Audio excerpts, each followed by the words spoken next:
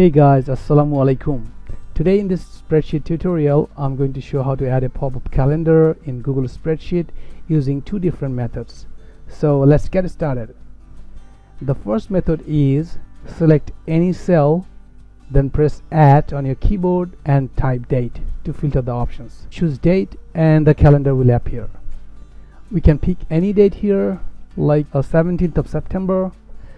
Okay, now the second method is, let's say we select a single cell or even multiple cells together, then go to data and from the drop down click data validation and then click on add rule. Here you can see the selected cell range. We can add more cells if we want. Now from the criteria drop down, choose is valid date. You can also decide if invalid data should show a warning or reject the input.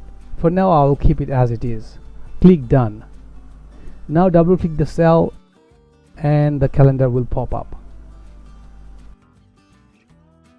And if we type something else and press enter, we'll see the warning message. Input must be a valid date. And if we double click the cell again, we'll see the calendar appears.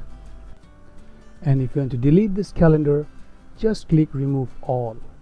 For more tutorials, subscribe to my channel and I will see you in the next video. Thank you so much.